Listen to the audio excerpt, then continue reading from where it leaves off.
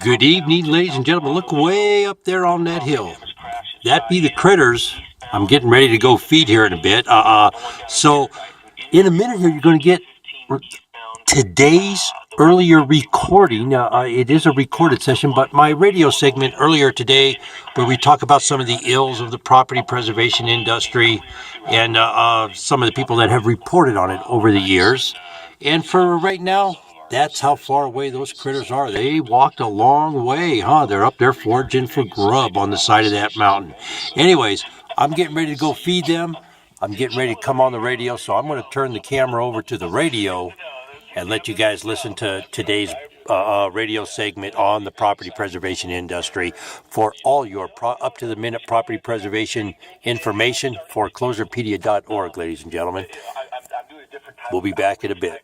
And I get a ton of hate mail and stuff like that. I understand both sides, but I'm starting to get more into like the vlogging type thing. So if people have laws that they're not too sure about or things that they want a little bit more information on, I'm doing like a selfie vlogs, just like you see like on any kind of like YouTube channel. Oh, okay. And I'm trying to touch on those laws and let them know the fines, like in Washoe and Carson County, stuff like that, stuff here for the local area, and just kind of brief through stuff. They might not appreciate the voice or, my infraction of my voice or something. I understand that, but I'm just trying to educate people and give you a little bit better, opportunity to make that right decision and the ramifications that come with it. Yeah, nice. We still need to get a call worked out with Reno and talk about, is one French fry okay, or is it a double quarter pounder? Speaking of education, there you go. Exactly, my friend. All right, Trooper. Well, and don't answer this online, but think about it. Maybe we'll talk about it sometime. I'm looking for if you know someone that reloads 9mm, I'm looking for some 9mm. Okay, I'll ask around. All righty. Thanks, Trooper. Okay, You take care. No problem. Take care. We'll talk to you tomorrow. Bye-bye. That's Trooper Duncan Dauber with the Nevada Highway Patrol. The best damn highway patrol anywhere in this country. I challenge you to prove me wrong. Let's go from the Highway Patrol to a third world nation, the land that time forgot. Oh, yes, they finally emerged from the caves and the underground dwellings where pavement ends and dirt begins, the home of the longest continuous burning tire fire anywhere in the continental United States, where the sunsets and the sunrises have that greenish, bluish, purplish haze. It's Silver Springs, Nevada, and we have Aaron on line 2. Hey, Aaron, what's up? Well, did the blueberry pancakes this morning, so the goats are all happy because, you get a little extra pancake batter. Make a little extra pancake, give them the goats. They kind of dig the blueberry pancake. They actually like them as much as the bananas, so they're all happy this morning. Some real interesting developments going on in the property preservation industry, and it is, talk about a misdirection playbook situation here.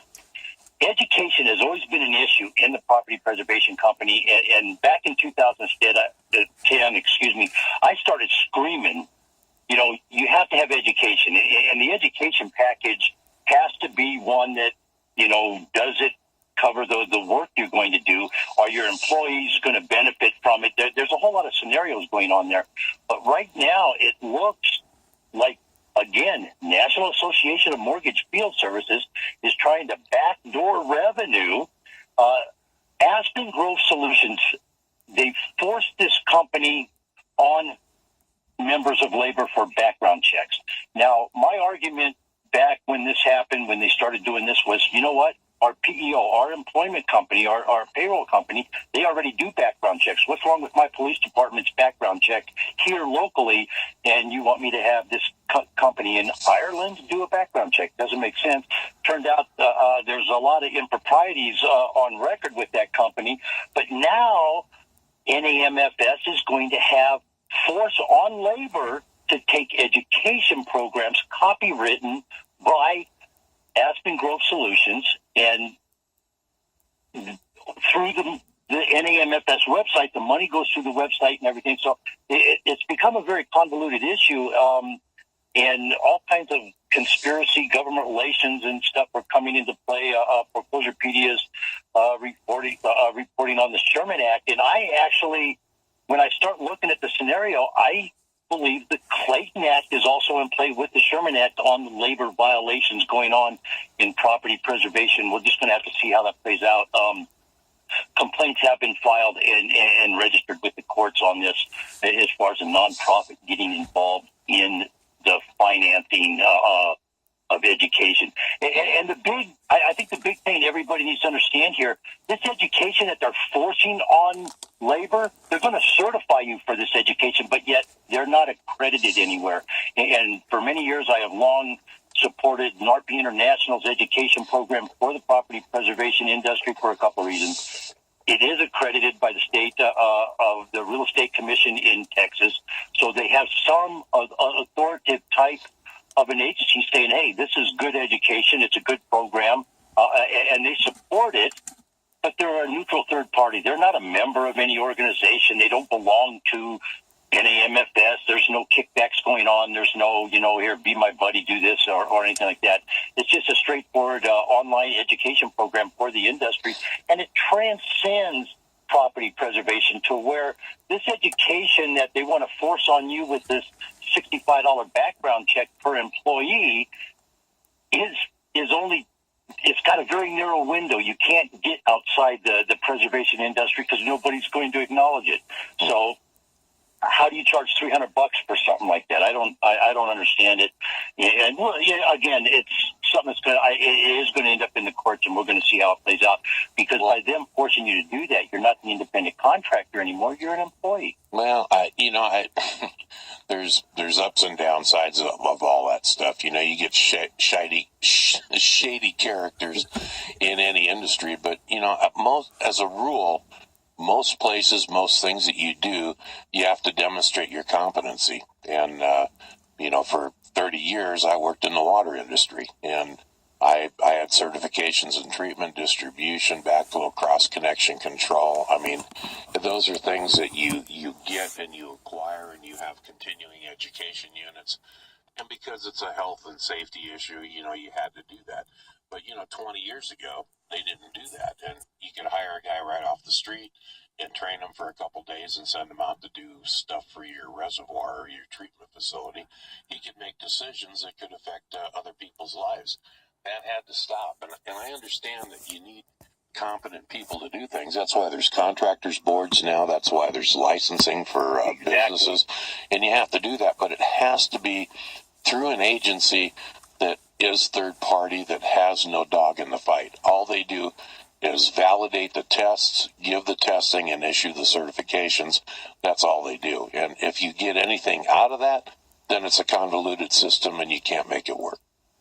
Boy, and this is a very convoluted process and mess that's going on in the industry right now. Mm-hmm. And again, we've been screaming about this for a while. And as court cases start to come to fruition, I don't want to, I told you so. I don't want to go down that road.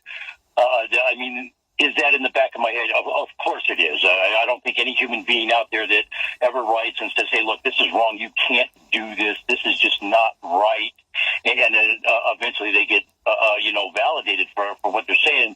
That goes through your head. But I don't want to see nobody go to jail. That's insane. And again, just like Monsanto, it's over money. That's all this is about. It's over money. Who can stick the most money in their pocket the fastest in this industry? You have companies in Ohio beating the tax system because they set up a shadow company in California, and they'll send $40,000, $50,000 a month to that company over in California to avoid the tax liability that they need to be paying on it in another state because they're doing this quote unquote independent contractor thing, and as an independent contractor, an employer does not pay payroll taxes. That's solely on the independent contractor. Got that. That is the employer of himself. So got that. Aaron, that's what's going on there. So Aaron, we're out of time this hour. We're going to have to wrap it up. So give us some contact information. 775-230-9915 on the telephone, folks, for more complete information on that, foreclosurepedia.org, of course, on the property preservation, www.alladayllc.com, ladies and gentlemen. Tomorrow, a little bit about the Monsanto Tribunal. going to be gorgeous, folks. Let's have a good day. Let's all be safe out there. All righty. That's Aaron from out in Silver Springs, Nevada. Be safe out there. Those are good words any day of the week. Well, it's second hour of AM News this Wednesday morning. It's in the rearview mirror. Where did it go? I don't know, but and I really don't care. We've got another half hour coming up after the top of the hour. Well, there you go, ladies and gentlemen. Hey, thanks for tuning in today. You're listening. Tomorrow, we'll be talking Monsanto Tribunal. Tune in tomorrow morning, sometime between 7 and 8 a.m. I'll be on there, and we'll get you updated on the Monsanto Tribunal. Hey, I'm still waiting on my phone call to go feed the critters, but we're going to put this puppy here to rest or to bed or whatever, process it, and get it up so you can all say, hey, that's pretty cool. Have a good night, folks. Let's all be safe out there.